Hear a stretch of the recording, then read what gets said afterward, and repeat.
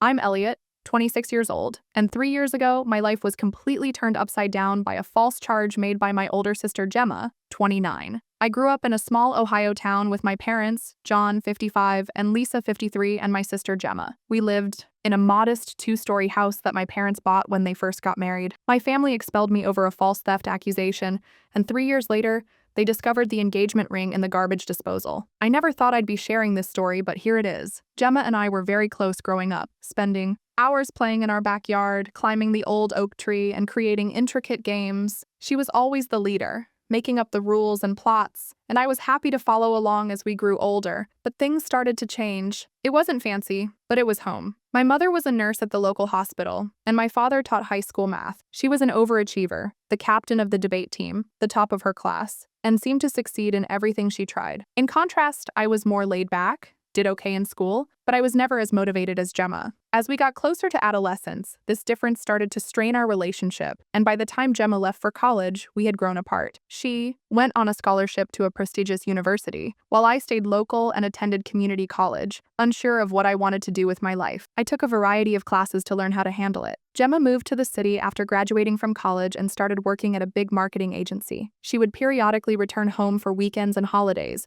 sharing stories about her amazing career and fascinating life. I couldn't help but feel inferior because I was still living at home, working part-time at the neighborhood grocery store, and trying to figure out what to do next. Despite our differences, I always thought Gem and I were okay. We weren't as close as we had been, but I thought it was just a part of growing up. I had no idea how quickly things could fall apart. Gemma and her boyfriend Tom, a 31-year-old man, were engaged 3 years ago. They had been dating for 2 years and everyone was thrilled. Tom was a wealthy lawyer, and my parents looked up to him. He proposed with a beautiful diamond ring that had been in his family for generations. Gemma was ecstatic and couldn't stop showing off the engagement to everyone. I remember feeling a little out of place among the wealthy people Gemma and Tom had invited from the city for the celebration, which was a big event. I stayed close to my old high school friends who were still in town, feeling more comfortable with them than with Gemma's fancy set. A month after the engagement, chaos broke out. It was Tuesday afternoon, and I had the day off work. I was in my room playing video games and enjoying the festivities. When Gemma returned home from a shopping trip with her mother, they were talking and laughing downstairs. I didn't give it much thought and went back to my game, but about an hour later, I heard Gemma scream. I ran downstairs to see what was going on, and she accused me of taking her engagement ring, explaining that she had taken it off while doing the dishes and left it on the kitchen counter. When I went back to get it, it was gone. I was shocked and immediately denied taking it, but Gemma wouldn't listen. She insisted that since I was the only other person in the house, it had to have been me. She also said that I was always envious of her success, and that I probably wanted to sell the ring so I could finally move out and start living my life. Our parents came home in the middle of the chaos, and Gemma told me her version of events, which shocked me, and she was completely believed her. They searched my room and turned everything upside down, but they didn't find the ring. They found some money I had saved from my job at the supermarket, maybe a few hundred, but Gemma quickly noticed it and said I must have sold the ring, which is where the money came from. My mother started to cry, wondering how I could have done such a thing to my sister, and my father just looked at me with disappointment in his eyes. I saved for months and was thinking about enrolling in some classes at the nearby community college, but no one paid attention. The next few days were a nightmare. My parents and Gemma kept pressuring me to come clean and return the ring, threatening to call the police if I didn't. I felt completely alone and terrified, and no one in my family believed me. I was treated like a criminal in my own home, and I attempted to get in touch with a few of my friends, but most of them had moved away after I did. After a week of constant accusations and threats, my parents made a decision that would change my life forever. They told me I had to leave, saying they couldn't trust me any longer and that I was embarrassing the family. They gave me 2 days to pack my things and leave, and I was devastated because I had nowhere to go and didn't know what to do. High school. The few people who stayed in town seemed unwilling to get involved in family strife. I felt more alone than ever. Ryan, a 26-year-old man who had just returned to town from the army, offered to let me sleep on his couch for a while, but I knew I couldn't stay there for very long because his apartment was small and he was still getting used to life again. I packed everything I could, clothes, books, my laptop, and a few memories of better days, into a backpack and an old duffel bag. As I was leaving, I noticed Gemma watching me from her old bedroom window. I thought I saw a flicker of doubt in her eyes, but for the next 2 months, I alternated between Ryan's couch and budget motels because I could afford them. I took on any odd jobs I could find to make ends meet, including dishwasher, dog walker, and even a brief stint on a construction job. However, leaving that house, the only one I'd ever known, was the hardest thing I'd ever done. I felt deceived and abandoned by those who were supposed to love me completely. Challenge, but I was determined to prove myself and succeed on my own. Eventually, I found a stable job at a warehouse on the outskirts of town. The job was hard. The hours were long, but the pay was steady. The salary wasn't great, but it allowed me to rent a modest room in a shared house with some other warehouse workers. I started to slowly rebuild my life, but the grief of what had happened never went away. I would lie awake at night reliving the events in my mind and wondering how they had gone so wrong. How could my family have turned against me so quickly? How could Gemma, who had grown up with me and knew me better than anyone else, think I would do such a thing? I stopped talking to my family. Initially, they tried to get in touch with me multiple times. My mother would leave heartfelt voicemails for me to come home and make amends, and my father sent a few terse text messages saying we needed to talk. Gemma did visit the warehouse once, but I refused to. For 3 years, this was how I lived. I made new friends at work, and we would hang out in our shared house after shifts, drink beer, and watch games. It wasn't the life I had imagined for myself, but I had built it from the ground up. I worked hard and was even promoted to shift supervisor at the warehouse. I began taking online classes to learn business management, and I was gradually determining what I wanted to do. I couldn't bear to talk to her after what they had done, accomplished with my life, but there was always a part of me that was angry and hurt by what had happened. I missed my old life and my family, but I couldn't forgive them for not believing me. Every holiday season was difficult, and I felt sad for what I had lost when I heard Christmas music or saw family members shopping together. Last week, I got an unexpected email from my father telling me that they needed to meet with me. I was initially tempted to ignore it, as I had done with all of their prior attempts to contact me, but something made me reconsider. Perhaps it was curiosity, or perhaps a tiny part of me still desired a resolution. But after hours of debating with myself, I made the decision to listen to them. I called my father, and his words left me speechless. The ring had been discovered. Gemma had unintentionally knocked it into the garbage disposal while doing the dishes. She didn't realize this until a few days ago, when the disposal started making strange noises, and they called a plumber to check it out. According to my father, Gemma became upset when she realized what had happened and that I had been telling the truth the entire time. He said they all felt bad about what they had done to me and wanted to make things right. I hung up the phone feeling conflicted. On the one hand, I felt vindicated because I had always told the truth, and now everyone knew it, but I'm at a crossroads. My family wants me to go back home, saying they want to make things right. Gemma has been calling and messaging me constantly, pleading for forgiveness, but I'm not sure I can forgive them because they pushed me out without hesitation, chose to assume the worst about me, and left me to fend for myself for 3 years. I was furious that it took 3 years to discover the truth, that I had missed so much time with my family, and that I had fought alone for so long when I had done nothing wrong. I'm torn and would appreciate some outside insight on this whole situation. A week has passed since my last post, and while part of me wants to send them all to hell and let them deal with the shame of what they did to me, another part of me misses my former life and wonders if there is a way to rebuild what we've lost. I'm not sure what to do. Should I give them a chance to make amends, or should I keep living the life I've built for myself without them? After much deliberation, I decided to meet with my family because I felt it was my duty to face them and seek closure, even if I wasn't convinced about reconciliation. We decided to meet in a neutral location,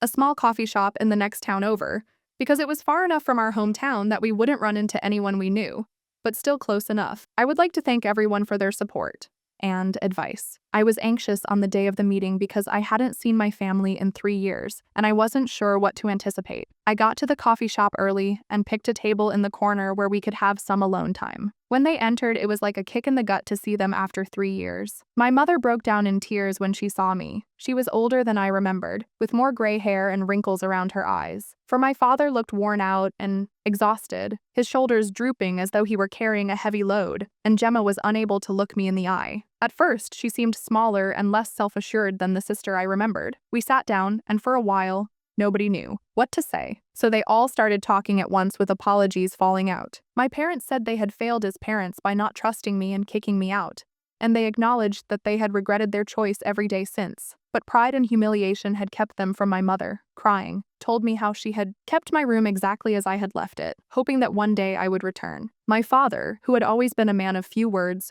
talked for hours about how he had replayed those days in his mind, trying to figure out how he could have been so blind. He claimed that he had always prided himself on being fair and reasonable, but that emotion had clouded his judgment when it counted most. Gemma broke down in tears, saying she would never forgive herself for accusing me and ruining our relationship. She said she had always looked up to me as a child, even though I was younger. She acknowledged that she had been so consumed with her problems and life that she had forgotten what was important. As they spoke, memories of our early years came, flooding back, and I recalled how Gemma stood up for I thought back on all the times we had laughed together, shared secrets, and helped each other through tough times when I was being bullied in middle school. It made the betrayal even more painful, but it also brought back memories of the amazing times we had spent together. I heard everything they said, but I couldn't bring myself to forgive them just yet because the pain and resentment from the previous 3 years were still too raw. I told them that I needed time to process things that seemed to understand and didn't press for more. My mom wanted to hug me before we left, but I resisted because I wasn't ready for that level of intimacy. However, the hurt expression on her face nearly made me reconsider, but I persisted because I needed to protect myself emotionally. After the meeting, I went back to my apartment and carefully thought about what I wanted. Did I want to return to my former life? Would I ever be able to trust them again? Was it worth trying to mend our relationship? I realized that while I was not the same person they had kicked out 3 years prior, I thought back on my warehouse work, my online education, and the friends I had made. I had worked hard to get to where I was, and I was proud of what I had achieved on my own. I missed having a family. I had also grown significantly over the previous 3 years. I was now self-sufficient, robust, and had built a life for myself from scratch. At the same time, it felt terrible to consider giving that up and going back to my previous life. Despite everything, I still loved and missed my family, and seeing them had brought up a range of emotions. I wondered if I could have a relationship with them while maintaining my independence. After a few days of thinking, I decided to call my parents and let them know that, although I appreciated their apology, I wasn't ready to fully reconcile. I also told them that I needed more time and space to heal. Finally, I set some boundaries. They expressed disappointment but said they understood and promised to respect my boundaries and give me the time I needed. My mother asked if she could call me once a week to check in, and I agreed, thinking it would be a nice way to gradually reestablish trust. I was willing to keep minimal contact with them, but I wasn't going back home, and we were acting like nothing had happened. Gemma, it's been a difficult week with many emotional highs and lows, and there have been times when I've wondered if I'm being too harsh or if I'm passing up an opportunity to be with my family again. I decided to keep my distance for this time being because her actions had affected me the most, and I wasn't ready to forgive her just yet. I told her that I needed more time before I could consider having another relationship with her. She was upset, but she explained that she understood and would wait until I was ready. I've started looking into therapeutic options after remembering how quickly they turned against me, and I think that taking things slowly is the right course of action. Many of you mentioned it in the comments, and I think it would be helpful to have a professional to talk to while I work through this difficult situation. I've never gone to therapy before, so I'm a little anxious, but I think it could be helpful for the time being, as my main priorities are my work and my studies. I have a big project approaching work, and I'm resolved not to allow this family drama to derail me from my objectives. I'm also considering moving to a better apartment, which I've been saving for, and I believe I'm ready for a place of my own without roommates. Thank you again for your support. It's reassuring to know that there are people out there who care and understand, even if we've never met. I'll give you an update if anything significant changes. Update 2. It's been nearly a month since my last update, and I'd like to share some developments. My parents have mostly respected my wishes. They check in occasionally but don't ask for more than I'm willing to provide. I can tell they are working hard to rebuild trust, but it is a slow process. My mother calls once a week as we promised these calls, and we've had a few phone calls and texts, but nothing particularly intense. It's been okay, awkward at times, but not as painful as I expected. We were tense at first, with long silences, but they are getting easier. We usually talk about unimportant topics like her job at the hospital, the weather, and my online education. It's not much, but it's a start. My father has been sending me brief emails lately, usually just to check in or share something he thinks I'd find interesting. Last week, he sent me an article about a new company opening in our hometown. It was a small gesture, but it made me think of how he used to clip newspaper stories. The big news is that I've started treatment. I found a counselor who specializes in family trauma, and we've had a few conversations. Gemma struggled with the barrier I'd put between us when I was younger. She sent me numerous lengthy, emotional texts apologizing and begging for the chance to make things right. I responded simply that I need more time. It's difficult, but I'm holding firm on this. I know she's hurting, but I'm not prepared to deal with her feelings on top of mine. In our most recent session, we talked about how the incident with the ring was more than just the accusation. It was also years of feeling like I didn't measure up to Gemma's accomplishments. It's made me realize that there were issues in our family dynamic for a long time. So far, it's been hard to bring up all of the grief from the past, but I think it's helping my therapist help me resolve my anger and trust issues, as well as give me strategies for setting good boundaries. One unexpected outcome of all of this is that I've grown closer to my friends, especially Ryan, who has been incredibly supportive throughout the entire ordeal. Ryan even offered to go to any future family meetings for moral support, which has taught me that family is more than just blood. It's about who supports you when things get tough. Work has been a welcome diversion, and I've poured myself into my relationships, career, and even got a small promotion. I'm now in charge of inventory management for my shift, which means more responsibility and a slight pay raise. Regarding my living situation,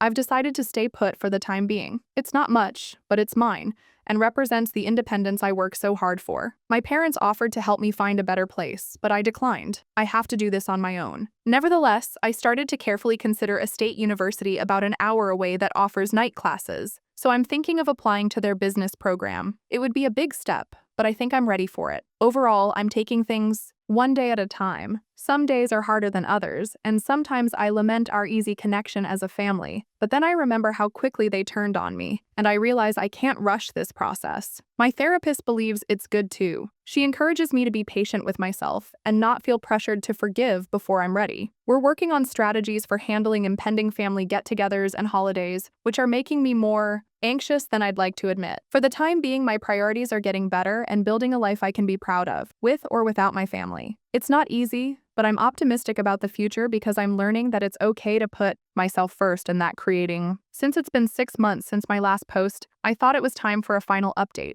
A lot has changed in the last few months, and the biggest news is that I've decided to move to a different location in search of a new job opportunity. Setting boundaries does not make me a bad person. Thank you for your continued support. Your messages and comments have given me strength during this process, and it's reassuring to know I'm not alone in coping with familial issues like these. Substantial career advancement, and I'm excited for the new opportunities. The job is with a logistics company, and the work is similar to what I did at the warehouse, but on a much larger scale. It's a management role, which I've been aiming for some time, and the pay is significantly higher than what I was making before. It also comes with benefits like health insurance and a 401k plan. Before making this decision, I spoke with my therapist for a long time. We discussed how this move would affect my recovery and my relationship with my family, and ultimately, we decided that it might be beneficial for me to have the chance to fully stand on my own 2 feet and separate myself from the family drama. Last week, I told my parents about the transfer, and they were shocked and disappointed, but understood. My mother shed a tear or two and said she had hoped we would have more time to mend our relationship before I left. After I assured them that I would be all right, Gemma took it the hardest. She showed up at my apartment without warning and begged me not to leave, admitting that she felt like she was losing me again. It was a difficult conversation, but I stood my ground and told her that this was something I needed to do for myself, and that our relationship was not in a bad place. My father was more stoic, but I could tell he was disappointed too. Place where her opinion could affect my choice. Our relationship is getting better, but it's not flawless. We've had several family dinners in recent months, and while they have occasionally been awkward and uncomfortable, we're gradually learning to be around each other again. Trust is still a big problem, though, and I occasionally wonder if they really believe what they say, or if they are just trying to get rid of their guilt. My therapist has been invaluable during this time. She has supported me. She has stressed that forgiveness is about letting go of my anger to find peace of mind, not forgetting or acting as though the trauma never happened. I've taken that to heart, even though I don't think I'll ever forget what happened. I'm trying to forgive my family, not for their sake, but for mine, because it was difficult to carry around all of my anger and bitterness, and I'm ready to let it go as I get ready for this. Relocation. I've been reflecting on everything that happened 3 years ago. I thought my life was over and that I had lost everything, including everyone I cared about. But now I realize how much I've learned from that experience. I may not know what the future holds for me and my family, but we plan to stay in touch after I move with weekly phone calls and visits over the holidays. Maybe it's a start. For now, I'm concentrating on the future. I'm excited about my new job, the new city, and the opportunities that lie ahead. I've started looking for apartments online and researching the area where I'll be living. I'm a little nervous, but I'm mostly looking forward to this next chapter in my life. No matter what happens to my family, I'm sure I'll be all right because I've proven to myself that I can handle it. I appreciate you watching, and if you haven't subscribed yet, please do so and click the subscribe button. I've learned the importance of surrounding myself with people who support and believe in me, regardless of whether they are related or not. Bell notification to remain current with further startling true stories taking place all around you.